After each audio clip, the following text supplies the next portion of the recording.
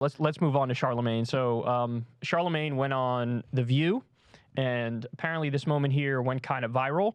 What do they try to arm twist him into saying vote for Biden or something? So is that what happened? You'll see. But Sonny's basically like, yeah, trying to push him. You've got this big platform, like you need to use it, and all this is at stake, and how can you not? So let's take a listen to how he responds to all of that.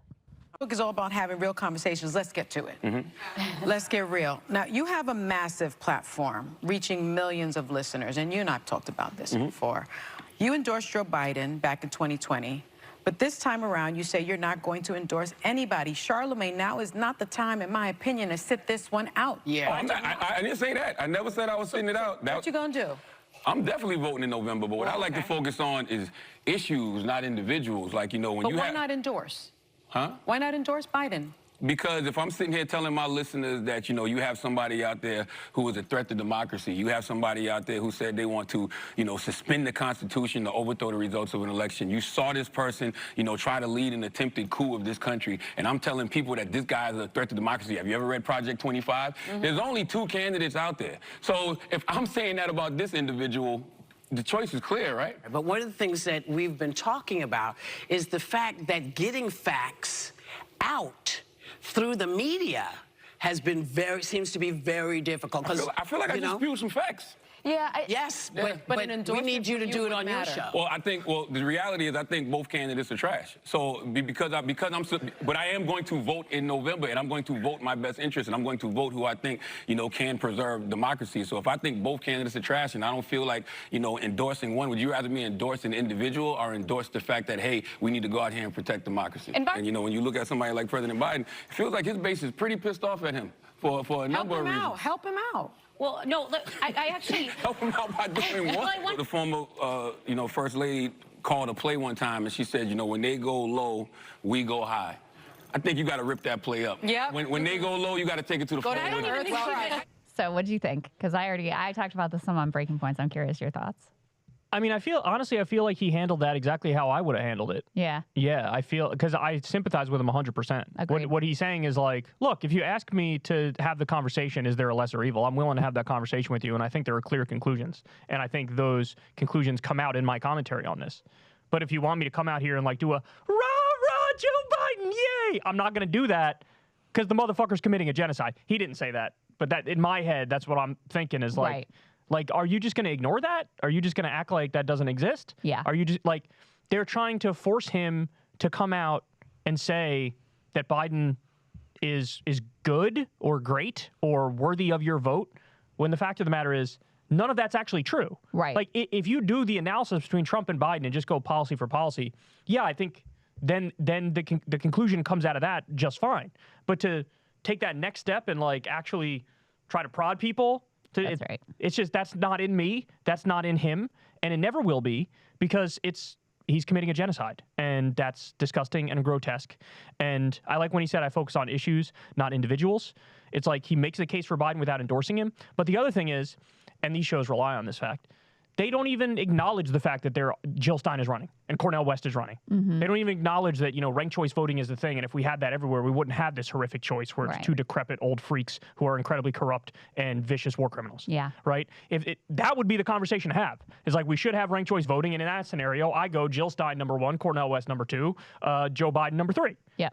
But they want to pigeonhole you and just put you in the box and be like, say the thing we want you to say. It's like, how about you yell at Biden to stop doing the fucking genocide so that 50% of the people who say, I'm not going to vote for him because of that, they'll hop back on. Yeah. Remember they did that focus group in Michigan. They were like, I'm not voting for Biden over Gaza, but 50% of them said if he changes his policy, I'd vote for him. Yeah. So why are you not prodding him instead of prodding fucking Charlemagne? And Charlemagne's like, what the fuck do you want me to say? I'm a radio host. Right. Right? Like, I'm a hip-hop cultural commentator. What the fuck why are you prodding me over this shit? Well, and he kind of gets to that when he says, like, I think Joe Biden's got a lot of problems with his base right now. And they're like, well, why don't you help him? He's like, what am I going to do? Yeah, I mean, undo the genocide? Is that what you want Charlemagne to do?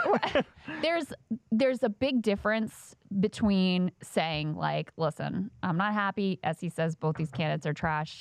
I guess I'm going to pull the lever for Joe Biden. Which is his position, it seems like. Which is his position. There's a big difference between that and saying, I'm going to use my platform to be an advocate. Yes. And push other people and persuade them, like, this is why you should vote for Joe Biden. Joe hasn't earned that. Go out. And so Charlemagne did that last time. And he's talked about this before. He felt like he was burned. You know, there were issues that were important, and I think voting rights was one of them, where he felt like promises were made. And he used his credibility with his audience to say, listen, if you care about these things as I do, then, you know, criminal justice reform being another one, that this is your candidate. And he feels like not only did those things not happen, there wasn't even a fight for them to happen. So, of course, he's going to be like, no, I'm not getting burned twice. Like, fool me once, shame on you, fool me twice, whatever. So I think his position is entirely fair, logical, et cetera. And the fact that they spend so much more time and energy and effort and direction haranguing a Charlemagne or haranguing the voters who were like, no, I'm done with Joe Biden, like, I'm not doing it again, than pushing for changes in the policy that has created that reality is also very telling. And I think, it's a failed strategy. Like, it's not going to work this time around. Yeah, the arm twisting and the shaming only goes in one direction, and that direction is pointed downwards. Yeah. You know, it's never the arm twisting and the shaming of the people at the top who are making the decisions, who are leading to the fact that people are abandoning them. Yeah. And instead of looking and going like, you know, because Charlemagne is also, I think the choice is not between Joe Biden and Trump. I think it's between Joe Biden and the couch. And, has talked about that he sees a lot of apathy instead of like having interest in that. Like, you know, what's your finger on the pulse? Like, what are you hearing from people? How can we dig into that? What do you think are the policies that need to change? Instead, it's just arm twisting, haranguing, kind of like shaming him into getting with the program and being rah-rah Biden, even though you're not feeling that. And you, like most Americans, think that, quote unquote, both candidates are trash. Yeah. And that's the difference between Charlemagne and the ladies on The View. Charlemagne still has his finger on the pulse. Mm-hmm. That's clearly the difference. He feels how he feels because he has his finger on the pulse and because he's following the issues. And the ladies are just totally binary, you know, Republicans bad, Democrats good. Mm-hmm. And it's like, hate to tell you, it is way more complicated than that. Yeah. Not to say that's, you know, totally a non-factor. I understand that perspective, but you're overlooking quite a bit if that's your big takeaway. Yeah, agreed.